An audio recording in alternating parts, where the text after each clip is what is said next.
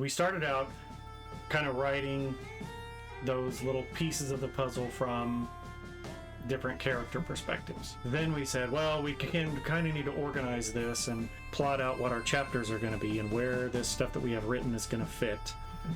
So we need to put all that in here. And so then we shifted to, okay, well, here's what needs to be in chapter 1 and 2 and 3 and 4, etc., to tell the story. And then we started going back and forth picking, well, I'm going to write this chapter, and then I'm going to write this chapter, and then we would review them together.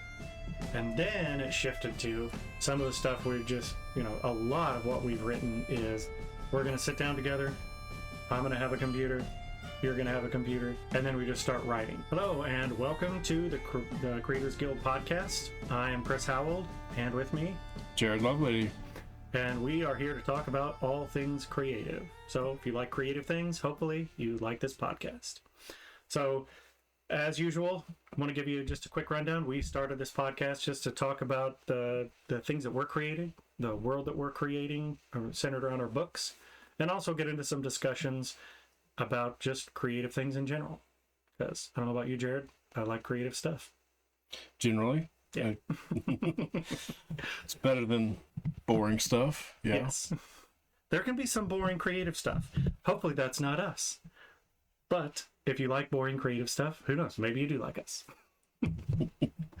So, as usual, we are going to start today. We have our first book, The Chronicles of Duradim.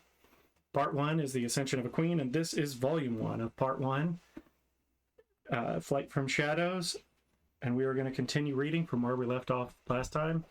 If you remember, last time we left off with Tawara taking a ride and going out to see the Trekken in the market, and then deciding to go a little bit further. So, Chapter 2, New Instructions, Cycle of Aerolith, year 12182. It was fear that drove Devlar forward. Fear that the one he loved most would be taken from him forever. Excerpt from Devlar's Quest by Tev Gorham. Balor and Teth watched the princess ride away from Rothel's wagon as they moved casually through the not yet open Trekken market. Their bright attire blended with the members of the band setting up their market stands. A few of the band members knew them by name, and they were greeted with friendly smiles as they passed. Balor had introduced his companion and himself as Rothel, and himself to Rothel, and subsequent leaders of the council as two travelers interested in joining the band. In truth, they had been in Tradoc for 2 moon cycles, having arrived in early spring. Their instructions had been simple enough. Take a room in Tradoc, watch the princess, learn her patterns, wait for further directions. They knew the princess' training schedule, when she ate, even when she used the privy. Their new instructions had arrived only 2 days before the Trekken. The time to watch was over. It was now time to act. They had been told of the band's coming, along with Tawara's fondness for them. She would undoubtedly ride out to see her friends and reconnect with them. When the time was right, they were to move, making it look like an attack from within the Trekken band itself. Balor had discussed their options with Teth. This was the 3rd time this cycle the princess had slipped out on one of her rides. Since she tended to keep to the manor grounds for most of her forays, he had speculated whether she would venture beyond the town. A scene in the market would be possible, but not without risk to themselves. But the princess was making it easy on them. Riding out to the camp would give them ample opportunity. It was a stroke of good luck, to be sure. He offered a wave and a nod to a plump, dark-haired woman of Paramese descent, who smiled over her basket of baubles at him as she sauntered past her wagon, Teth trailing a few steps behind. They didn't speak as they slipped through the quiet streets. Balor considered the smaller man at his side as they walked. He didn't much care for Paramese to begin with. Why did they have to be so backward with their crazy goddess and disdain for invention? And Teth was no exception. He was a hired tough and a torturous killer, but how dare anyone blaspheme his gods? Teth had learned to speak Kuvish, the high elf language most commonly used among the realms, but he refused to even acknowledge when someone spoke the Paramese High Pachin unless they were a member of the religion's priesthood. Not to mention the way Teth smelled. Balor could hardly stand being close to the man. He bathed as frequently as Balor did, yet the smell of decay, like the stagnant water of an old bog, seemed to be his natural scent. If they were in Brundia, Balor probably would have killed the other man already. He would have preferred to work alone, but instructions was instructions, and they had been paired up, so he'd deal with it. Besides, there was always a chance for an accident on occasions like this. He let that thought roll around in his mind as they entered a stable yard where 2 horses stood, already saddled and waiting. "Here," Balor said as he pulled 4 bright sashes, 2 red and 2 blue, from his saddlebag, handing one of each color to Teth. "We'll move slow like. We don't want to spook no one." He tied the remaining sashes around his own waist, then slid the long, slim-bladed knife from the bag and tied the thongs of its sheath to his leg. "We can't fall too far back, Balor," Teth replied. "We'll lose her if we do." Balor rolled his eyes as he settled into the seat on his animal. "Twit, we knows where she's going. Now mount up." Teth followed his orders, swinging into the saddle and turning his horse toward the gate without waiting for Balor. Yes, there just might have to be an accident before this was all said and done. They rode through the still quiet streets, the sounds of morning just beginning to reach out of windows and doors, announcing the dawning of a new day. When they crested the rise just east of town, just outside the town, the lonely shape of the princess trotting down the hard pack could be seen.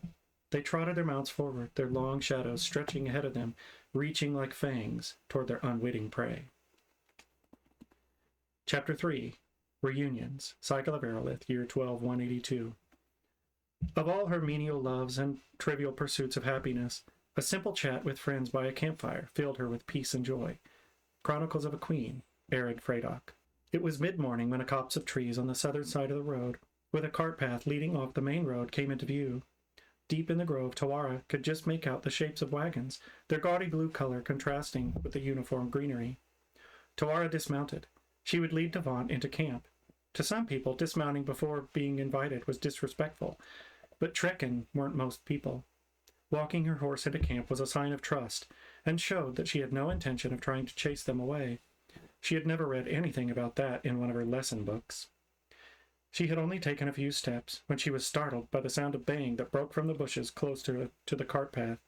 3 shaggy sheepdogs came rushing from the brush, followed by a tiny gnarled-looking mutt. The sheepdog rushed to Tawara, sniffing and licking, while the gnarled mutt circled, yapping, and bouncing as though it were a much larger guard animal.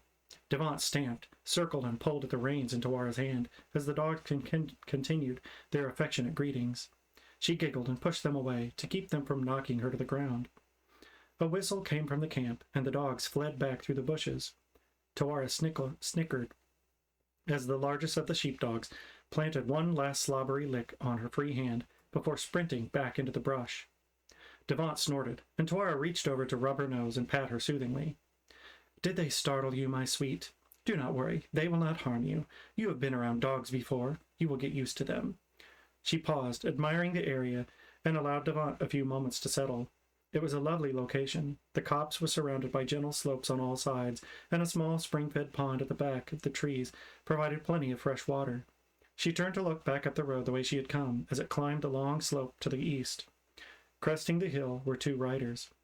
Though they were too distant to make out clearly, the bright colors they wore marked them as Trekken. They must have left the market shortly after her to come back to camp. She smiled at the thought and turned to lead Devant down the cart path. The breeze carried the heavy smell of smoke, the musky smell of animals, and a mixture of baking breads mingled with spiced meat. The trees were thick with heavy undergrowth that thinned as the path curved slightly west and finally opened into a large clearing in the trees. The brightly painted wagons made a semicircle, filling nearly the entire clearing. Small pits for cook fires with cookware and various sized stacks of wood sat in front of each wagon, along with a variety of chairs, tables, and even a few hammocks strung between wagons or poles driven into the ground.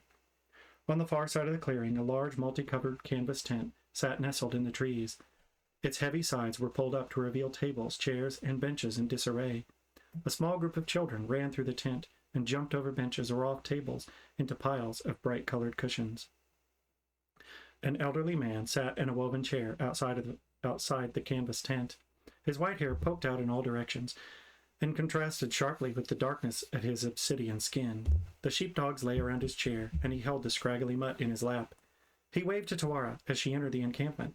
When Tawara returned the gesture, the little dog began yapping and caused the 3 larger dogs to jump to their feet. They barked and leapt about the chair of the old man. He cursed, waving and shouting at the dogs as he tried to keep his chair from overturning. Tawara giggled at the scene and turned to scan the wagons. She instantly recognized a garish green and red stained glass window set into the back of one of them.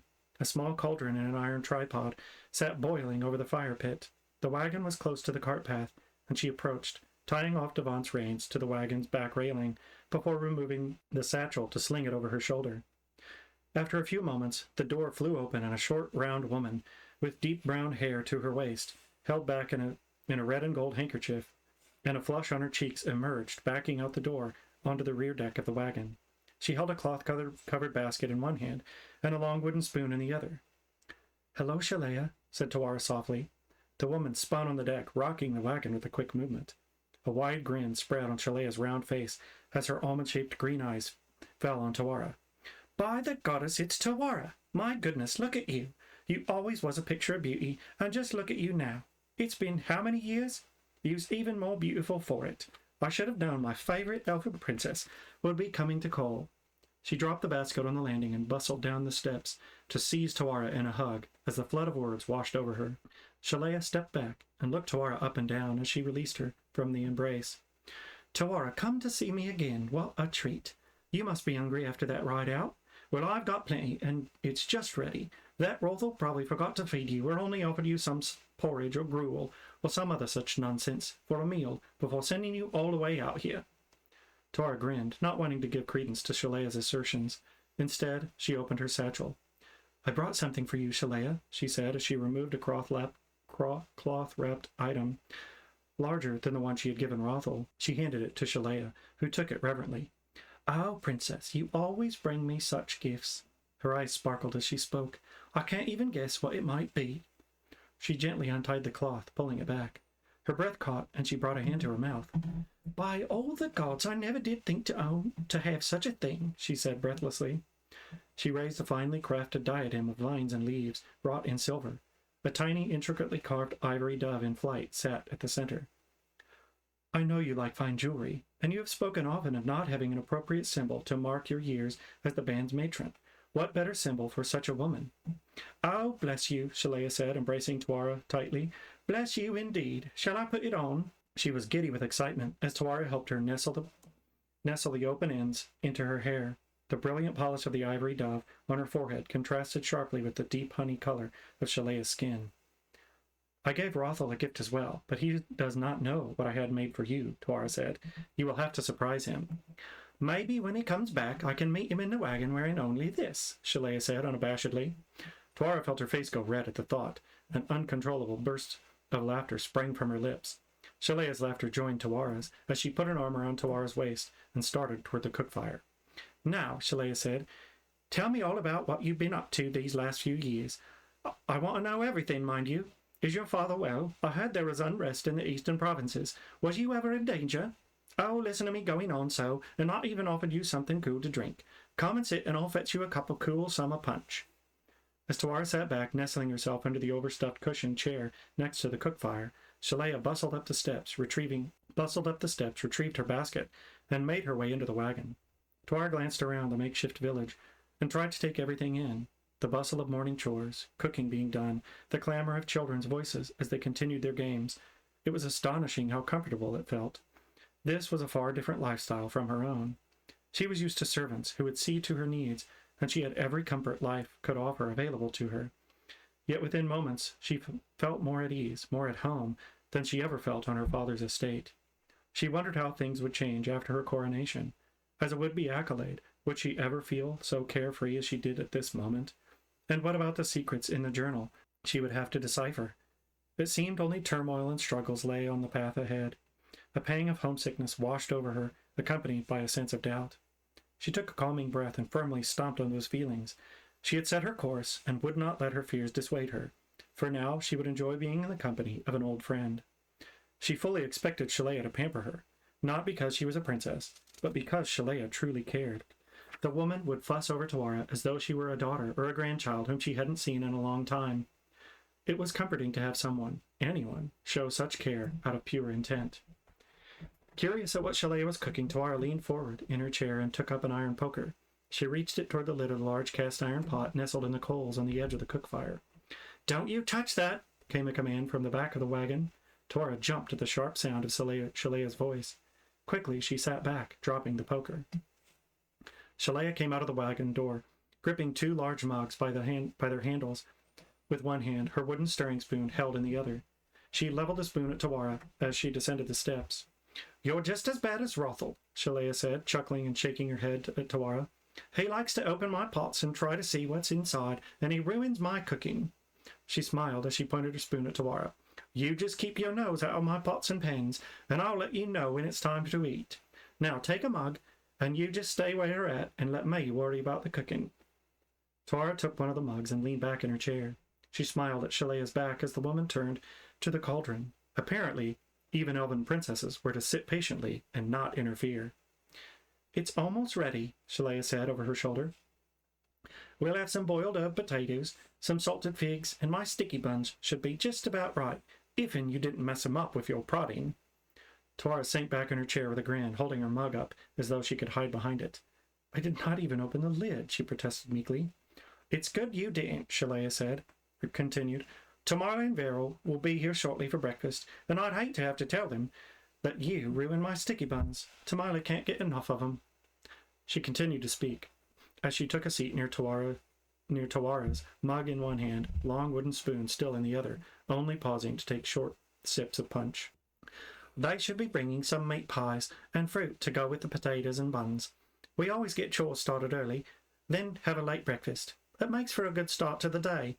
I never understood waking up and eating first thing in the morning. Get your blood flowing and build a bit of an appetite first. That's what I say." She turned, giving Tuara a sharp look. "And you'd better be ready for some chatter, young lady. I'm sure Tamila will remember you, and if you don't remember her, she likes to talk like there's no tomorrow, bless her soul." Tuara let out a small giggle, then clapped a hand over her mouth. Tamila like to talk? And calling her young lady? It was a bit surreal. Shalea acted like a caring grandmother, disregarding the fact that Tuara was 60 years Shalea's elder. Tuara had been quite close with Shalea's grandmother when she herself was young.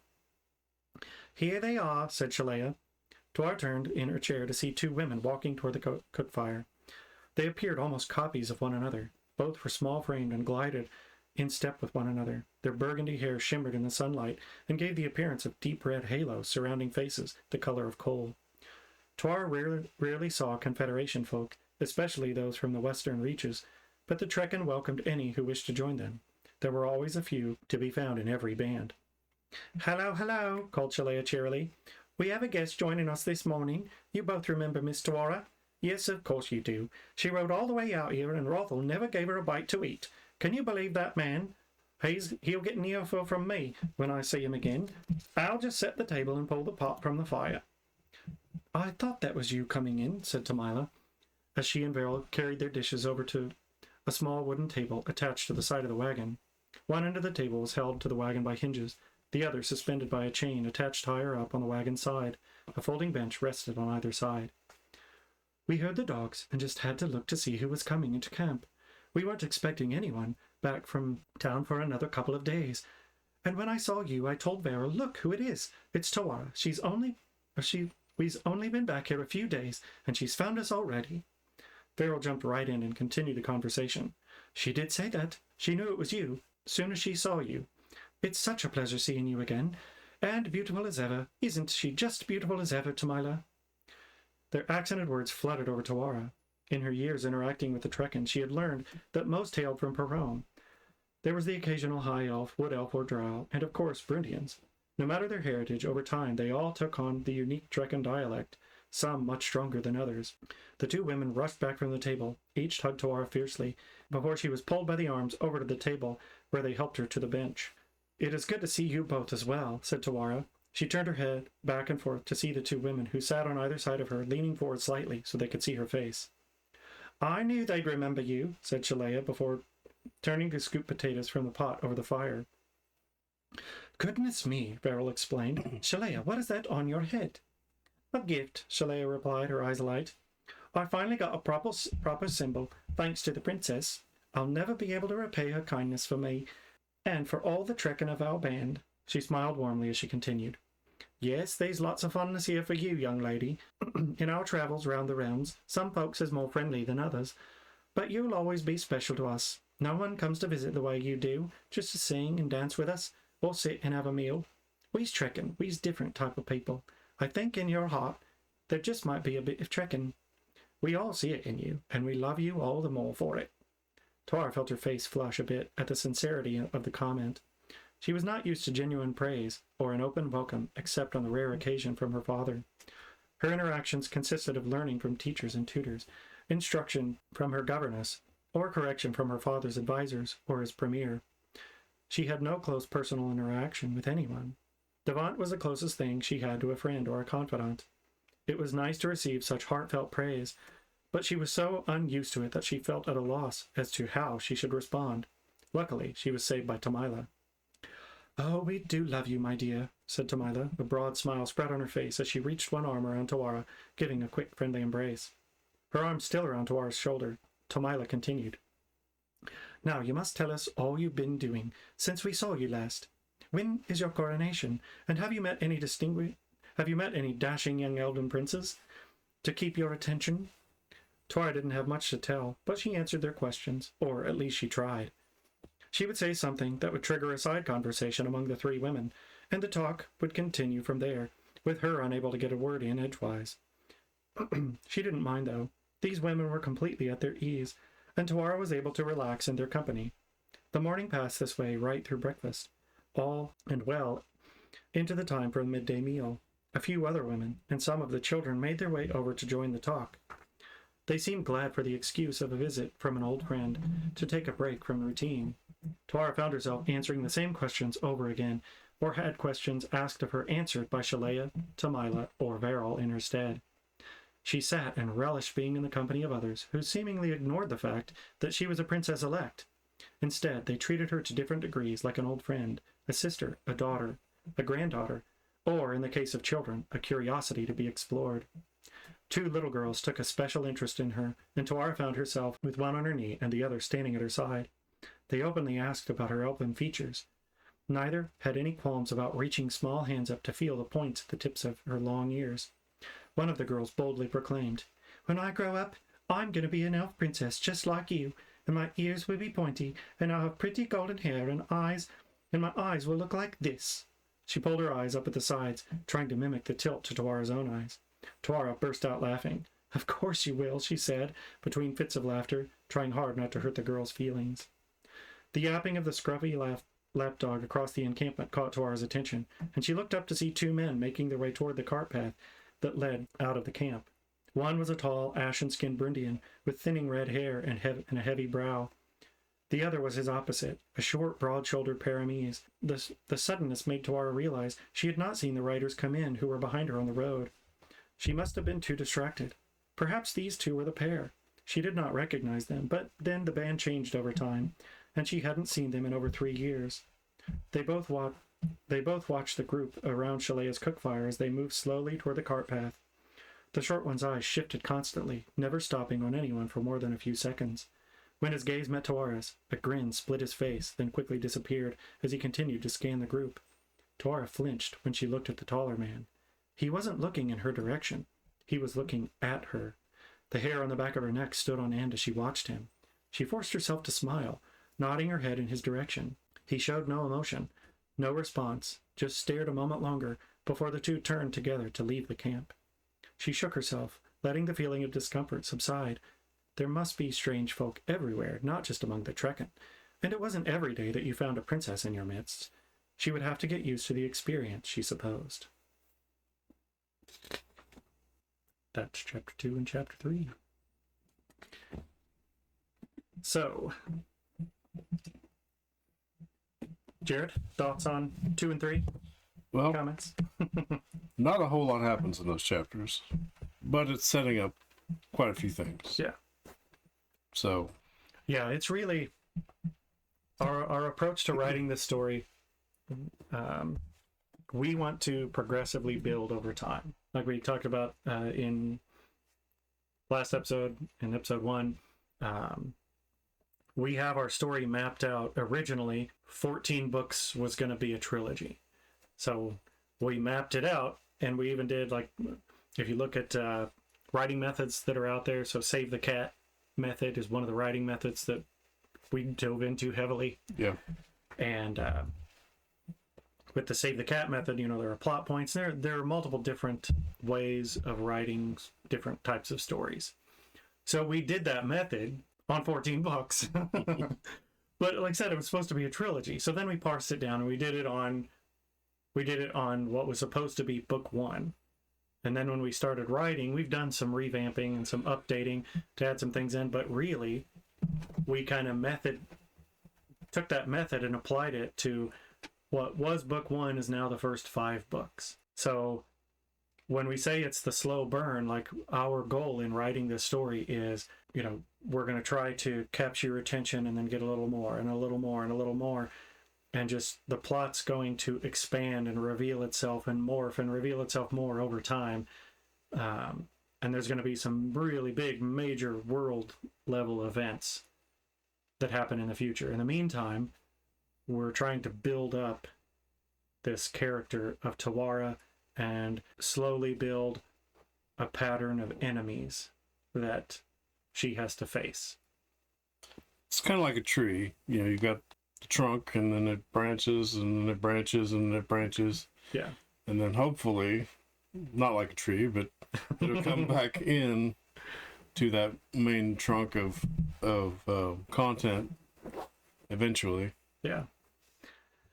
Yeah, so all the things we're building out right now, really, A Flight from Shadows, the way we've talked about it, and maybe we mentioned this in the previous episode, I don't remember, but A Flight from Shadows really is chapter 1 in a 14-chapter saga. So hopefully by the time you finish reading the book of A Flight from Shadows, what it feels like to you is you've read this in-depth chapter 1 to introduce, some conflict, some characters, world, and help you launch into chapter 2, which will be book 2, that's hopefully coming out sometime this summer, maybe the fall. Hopefully the summer. We'll see.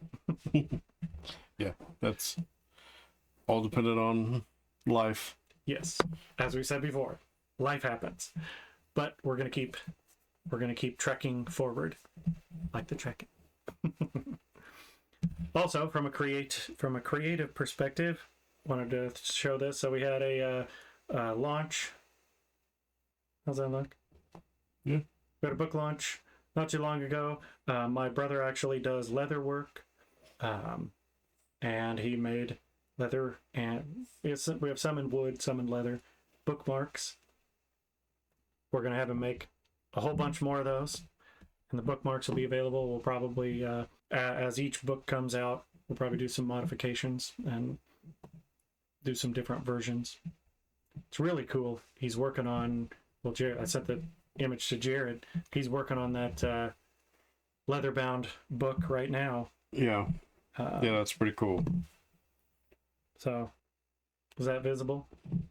Well, if you're listening to the podcast, you can't hear what we're showing you, but he's doing a leather-bound copy with the symbol of the 8-pointed star on the front.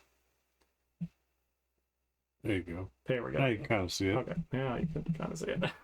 If you're watching, you can see it. If you're listening, picture a soft, a little bit darker than a deer hide leather with the symbol of the 8-pointed star on the front from off of our cover.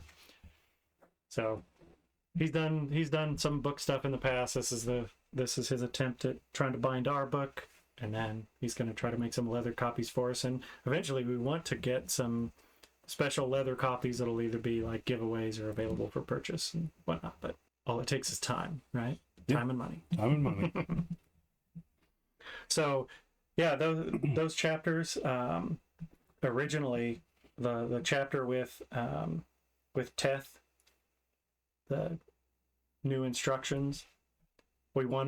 That wasn't in there originally, and we have these antagonists show up a little bit later, and some things happen with them, and we're like, we need to bring them in more. We need to know what they're doing.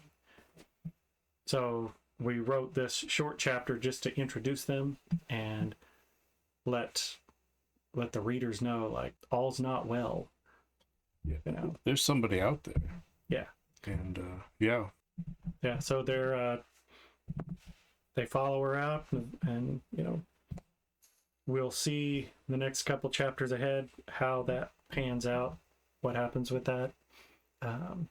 We wanted to introduce the Trekken early on. The Trekken are going to come up continuously throughout the story. They're going to have different roles to play as the story progresses, and then some positive, some sad. No spoilers, but there'll be stuff on the way. So today, one of the things we wanted to talk about, and that pertains to one of the biggest questions we get, which is, how do you write books together? You know, it's how can you co-author a book and write a book or a series of books with somebody else? I'm trying to think what books I've read. I read quite a bit of books. I'm trying to think what books I've read that have been written by multiple people. I've read a couple in the fantasy genre. Mercedes Lackey has done a few collabs. I can't remember the other authors, but only a couple. I'm not. Yeah, and I'm trying to think back to what I have read in the past, and some of the few things that I can't think of names of books, but just from a storytelling perspective, like the combined writing it's different. It's meant to be from multiple perspectives. So you get writing that's, you know, it's telling the story from different perspectives with different writing styles. So, but people who've read our book so far, beta readers, and then people who bought the book and have read it already, feedback we've gotten is they're like, we have no idea who wrote what. There's no delineation. There's no going through and marking and being like, oh, well, this was Jared, this was Chris, you know, or vice versa. Yeah, and going through after we got our proof copies, you know, of the printed book, to make sure, you know, look for errors and everything. You know, I read through the whole book in 4 days, and I was like, I'd get to something and I'd be like, did I write that? Did Chris write that? I know we talked about it. Yeah. But who actually wrote this part? Well, we've had this conversation where we've gone through and been like, you know, start reading, and then I'll be like, yeah, I remember writing this. And then Jared's like, no, I wrote that. And then I'm like, no, I think I wrote that. And then he's like, did you? Like, well, I don't know. Maybe you did. I don't remember. I'm like, there's so much there, and there's so many, I don't know, thousands of pages of notes and outlines and everything that we have written that I don't know who's written what. Well, and our process isn't, you know, it's not, okay, you write chapter 1 and I'll write chapter 2, and then we'll just stick them together. Yeah. It's, you write chapter 1, and then let's go over chapter 1. Yeah. And then we both write in it together. And so there really is very little that's just Chris's or just mine. Yeah. It's been the whole, so, I mean, the chapter thing, we've done some where we've done, I think when we first started, like, I started writing stuff when we very first started. I started writing stuff about Alandar, which Alandar will be a character you guys will get to know in the future. And I think I started writing with Tawara. Yeah. And Tothan, which is another character that'll come later. Yeah.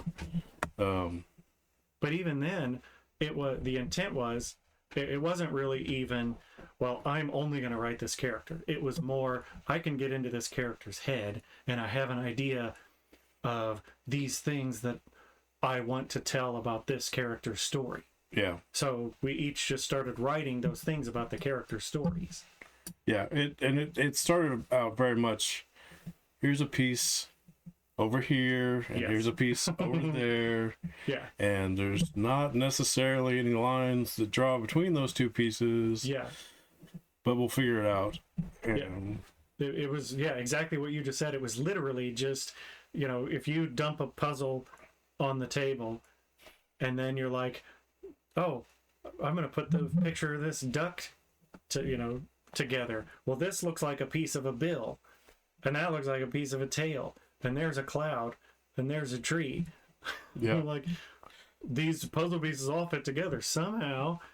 But that's exactly what we had was, between 3 books so far, there's a lot of pages. There's, several 100,000 words in the 3 books so far. And some of what's in book 3 was like stuff we wrote way back at the beginning. Yeah. Even stuff, so book 4, there's already stuff written for book 4 that was written like 4 years ago.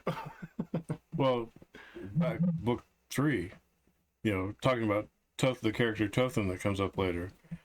That's, I think the first stuff I wrote was about Tothan. Yeah. And now he doesn't even come in until book 3. Yeah, you wrote, the very first thing you wrote was a scene with Tothan in the woods and like coming into this town that, you'll read that later. But we got the scene of Tothan coming into the town and what he's going to go through and who he's going to see there and everything like that.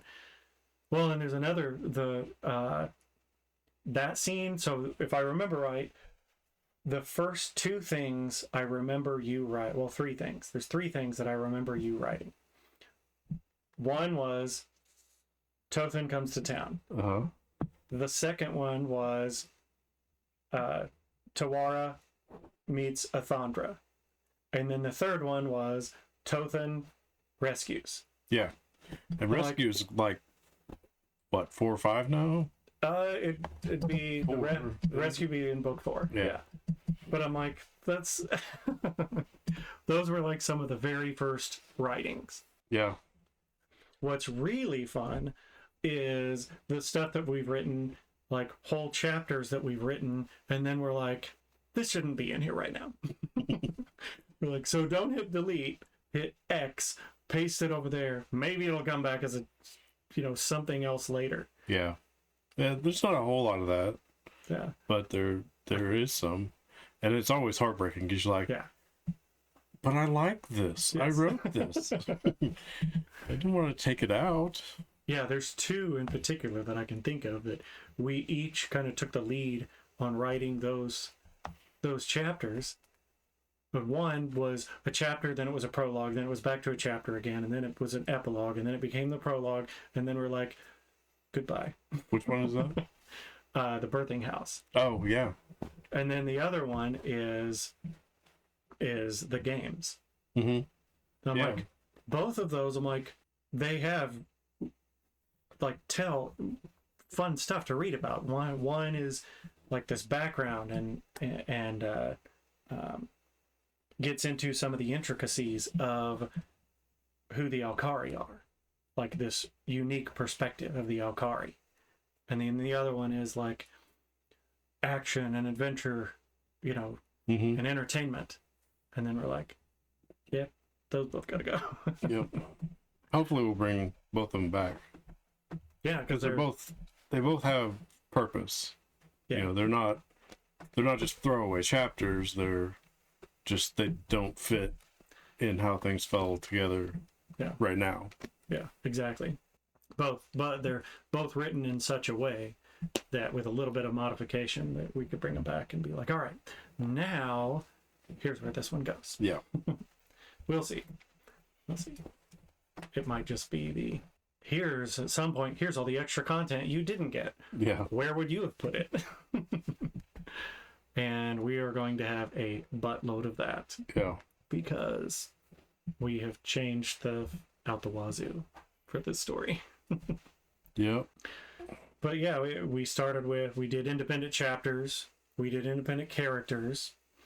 A lot of what we've done, so we started out kind of writing those little pieces of the puzzle from different character perspectives. Then we said, well, we can kind of need to organize this and plot out what our chapters are going to be and where this stuff that we have written is going to fit. So we need to put all that in here. And so then we shifted to, okay, well, here's what needs to be in chapter 1 and 2 and 3 and 4, et cetera, to tell the story. And then we started going back and forth picking, well, I'm going to write this chapter, and then I'm going to write this chapter, and then we would review them together. And then it shifted to some of the stuff we just, a lot of what we've written is we're going to sit down together. I'm going to have a computer. You're going to have a computer. And then we just start writing. We're like, all right, we're going to write, that's how we did the new instructions that I just read. Yeah, it's a short one. And even reunions, like reunions might have been one that we reviewed, that short chapter and several chapters in here. Neither one of us had started writing anything for those chapters. Yeah.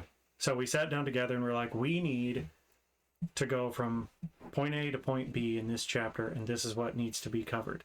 So we mapped out kind of a outline of, okay, so-and-so is going to go over here and they have this conversation and this conversation, where they fight this person or do X, Y, or Z. And then we need them to get to this point. So we outlined it like that. And then with that outline open, we just started writing. And it would be, I'll be writing, once upon a time, Little Red Riding Hood was walking through the woods. And while I'm writing that, Jared will be kind of predicting where I'm going, kind of role-playing out like, a wolf looked over and saw Little Red Riding Hood walking through the woods, And then maybe the fun part is getting into when we start doing dialogue between characters. Yeah. Yeah, because we know our characters well, because we've developed them in our heads for so long, if I have one of them say something, you can counter that or react to that. And we work in Google Docs so that we can work in the same document at the same time. That way we're not having to talk it out. Well, I'm going to say this, or I wrote this, and then what do you think? I'm reading it as he's writing it, and vice versa. So he'll write one line, he'll say something, or he'll be doing something with the character, and I'll pipe up with somebody else. Yeah.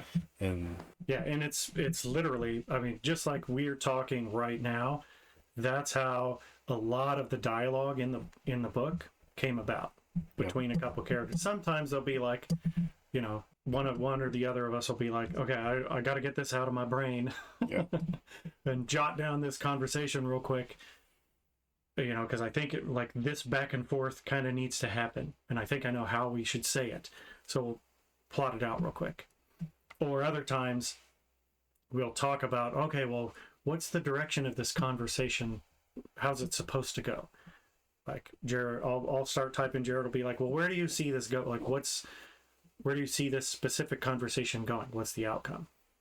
Like, well, I'm not sure how to say it, but we need Tawara to tell Corvin this, and then he needs to say this back, and then we go back and forth until we get to, here's the final resolution of that conversation. And then I'll start writing, Tawara says this, and then Jared will be like, well, Corvin replies with this. And I'll be like, oh yeah, well, Tawara replies with this. And then, well, Corvin, Yeah.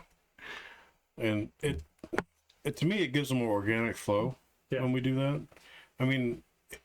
It flows well when, if I sit down and write a whole section where if I am comfortable with the characters I'm working with. Yeah. Like if I'm writing Tawara and Athondra, she comes up later too. I'm comfortable enough with both of them in my head that I can write a good conversation between them. Yeah. But between Tawara and Corvin, Chris has Corbin in his head better than I do. And thanks. when you get to know Corvin, you'll understand why I said that. So yeah, it would be harder for me to write a scene with Corbin and Tawara by myself, But and have it flow organic. I can. yeah, but we've had both of those instances where you've written some stuff on your own and been like, okay, we're going to review it, and then as we go through, I'll be like, well, I think this character would say this way. Yeah.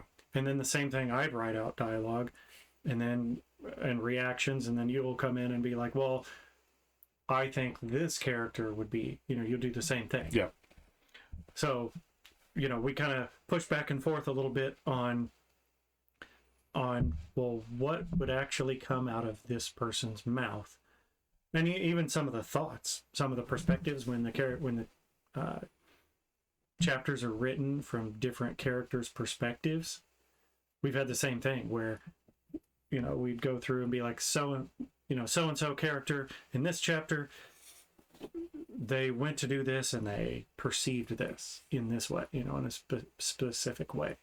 And then one or the other of us will say, well, I don't think they would see it like that. Yeah. They or maybe they're not that observant to see that much detail. Yeah. Or maybe they're more observant. They would really pick up on this. They would pick up on what's happening. So we have to change this scene because our character, like the way we have it written, we're trying to write something sneaky or clandestine or whatever. And we're like, it's not like in movies where somebody steps outside and outside their house is a big open field. There's nothing in front of their house. There's nowhere for anybody to hide. It's a big empty yard. They don't even have flowers, And the person steps out and they're like, they look around like, oh, what a beautiful morning. Wait, why is it so still out here? And then all of a sudden from the sides right there, bad guys step out and pull swords. And you're like, where were they hiding in the grass? Yeah. Like, we don't have the off camera for people to hide in. Like, we want it to be in your head. You'd be able to comprehend what the character is thinking. And so the character has to be, like I said, we'll go back and forth and be like, they wouldn't do that. Or they would see that differently, I think. And sometimes characters butt heads. Yes. And sometimes writers butt heads because of the way characters would butt heads. Yes. Yes, indeed. That does happen. And some of those we've had to go back and be like, you know what? I wasn't happy with how this turned out. Yeah. And I wasn't either. So let's just scrap it and rewrite it. Yeah. Sometimes it would be like, all right, and sometimes it's been like, do we even need this scene? Like, we put this in here. Like, and we wrote it back and forth, and it was really like, we're gonna argue this out right here in the book, while we're writing. And not say like, oh, I don't think they would say that, or I don't think they would do that. Instead, the character reacts and, oh yeah, well, what do you think about this? And then we've had to go back and be like, this wasn't really our characters. This was us trying to be like, no, I want my part in there. That's only happened a couple times. Yeah, which is good. I mean, some of that happening is good. I think it makes for a better story. Yeah. And some of it we've gone in and kept. Sometimes when that's been in there, we're like, this actually turned out really good. I'm kind of glad we had that little bit of pushback, because we were pushing back from the character's perspective. Yep.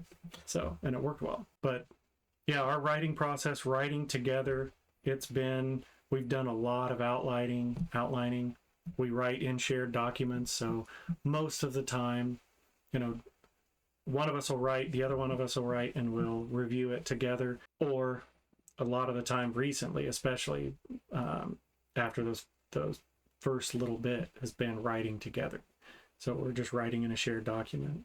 We do a lot of calling and being like, hey, I'm driving home from work and I've been thinking about this thing. It popped into my head today. Here's the story idea, Yeah. And then we're like, I got to get it out of my head. If I don't right now, I'm going to forget it. And this is some key point that came up that we don't want to forget. So a lot of texting ideas back and forth. A lot of like over the shoulder backseat driver, like, Yeah. I just got to get this out of my head. Okay, well, that's great, but that's not good writing. Like, I don't care if it's good writing. It's right. It's still writing. It's still That's getting. right. It's getting words on the page. They can always be edited. Yeah. And revised. Yeah, I don't know how many days, how many times we've got together and just been like, all right, let's sit down and write. And then I got nothing. Mm-hmm. There's nothing. Like, you got anything? Nope. Like, well, this is our writing time. We have to put something on the paper. Yep. But a lot of those times have ended up with, well, let's go back and look at something else. Yeah. And then we've been able to fix a problem or a spot where we were stuck before. Yeah. When we're stuck now with this other spot. Yeah. So it works out. Yeah, it does. So really, that's kind of our process that we've been through so far. That's what it's like to author together. I don't know what other people who do co-authoring joint projects. Yeah, I have no idea. I haven't talked to anybody who's written something with somebody else. So. It's fun though. It's a good time. Yeah. And I think our writing is way better working together than either one of us could do. Yeah. Yeah, I mentioned when we did our book release, or our book launch party kind of thing, that our writing styles, we like the same kind of things. We like fantasy, we like sci-fi, we like different genres, but our writing styles vary. They're not like so polar opposite that there's a lot of conflict in how our writing styles go. But the way I described it was, if there was a path that got you, you left one village and got to the other village and you traveled the road to get there, Jared would write very much how the person got from A to B with all the conflict and the bridges along the way to get there. But it would be more direct, like the characters went down this road. It's a more direct storytelling. And my storytelling is they walked out the door and then they meandered all over the place and smelled the flowers and went and visited their neighbors and all this stuff and all the things that they did on their way to get to each bridge that they crossed. So Jared has helped me rein back in some of we don't need to know the color of every flower and all the little details. And then I've helped on Jared's side of, we got this direct path, but it's also interesting to go explore some of the things along the way and see how that happens. Yeah. Yep. And so, I don't know, maybe if you're reading it, you'll be able to tell, oh, they're going straight there. That was Jared. Or, look, they found something totally random. It must be Chris. So, something I just thought of from that perspective is Jared and I have done some D&D together. Jared, how do my characters typically go with D&D? It takes a long time to play with Chris. And his sons are even worse. Yeah. Yeah. But I'm very much like, you bust the door down of this chapel and you walk in. Like, what do we see? You see this and this and this. And I'm like, can I move the bench? Can I pull this board out of the way? Can I inspect all the floorboards and find little, I'm the character where the DM, which is frequently Jared's son. Yeah. is like, sometimes I can tell after a little bit where he's like, there's nothing in this chapel. It's just a building. You just walked in. There's nothing here. Yep. We're like, wait, we just spent 45 minutes in the chapel for nothing? Yes. Yes, you did. Yeah. Because you're supposed to find the door on the other side of the chapel. Yeah. And the bad guys in there. Yeah. But Chris has got to know what's in the chapel. Yeah. I'm like, there's got to be something in here. Some reason we get in here. There's a magic box over there. That hidden under this pew, there's got to be a dagger or an amulet or something in here somewhere, right? because magic. Yeah, because magic. That's something you won't come across in our books. Because magic. Yeah. Yeah, we're trying to be very much. One thing we've definitely agreed on the whole process is, despite the fact that this is a fantasy story and we want to escape reality, we're also very much trying to write it from, you don't have to set aside realism. Yeah. The rules of our world, we want the rules of our world to apply to our world. We don't like, I don't like in a lot. Sometimes it's okay. I'm like, okay, well, it's more of a light story. I don't like, the happy coincidence that saves the world. Mm-hmm. Yeah. Or, happy coincidences are, in general, to me, an annoyance. Yeah. Especially as a writing crutch. Yeah. Really. But. Like, the Gene Wilder, what the heck? Wonka. Mm-hmm. Charlie and the Chocolate Factory. My brain glitched there for a second. Buffering. The simulation was buffering. So in Charlie and the Chocolate Factory with Gene Wilder, when Charlie goes out and he looks down and he sees a coin in the gutter grate, and he reaches down and he gets the coin out, and then he goes in and he buys a Wonka bar, and it's got a golden ticket in it. I'm like, hey, it's really cool that he found, some little things like that, where it's almost this magical type event, or the universe coming together. I'm like, those kind of things are okay. Those kind of things, to me, are okay to exist in the story when it's like the universe intentionally set this up to make this happen. I mean, then when Charlie leaves and he's running home, Slugworth is right there. So then you're like, okay, well, how was Charlie gonna actually buy the chocolate bar that made him win, and Slugworth find him if he didn't know there was a coin in there for him to buy it with? Like, I don't know. But it was like the universe conspiring to make this event happen. But then even in that, at the end, you see, Slugworth works for me. Yeah. And as you go through the movie, you see, okay, this pitfall was set for this kid. Yeah. And at the end, it kind of wraps it up. I knew who it was going to be, and I had to figure out who was the best. Yeah. So, in reality, it isn't that random happenstance. Thus shines a good deed in a dreary world. Yeah. but I'm like, those kind of events are okay to put into a story. I don't foresee. Well, there might be one or two like things happen, or somebody takes advantage of a coincidental situation. But I'm almost dying, and I look over and wait. Here's a healing potion on the ground next to me, randomly out in the forest. I'll just drink that. Yeah. You're like, why would there be a healing potion there? What the heck? Those are the kind of things I like. I haven't walked out of my house and, tripped and fell and found leprechaun gold that paid off my house in the nick of time before the bank took it. Yeah. Yeah, none of that. In fact, when we first started this, we're like, this is fantasy, but no magic. Yeah. Yeah, there was not going to be any magic in our world at all. Magicless elves, magicless people, and stuff like that. Then we had a good idea that we'll talk about later. Yeah.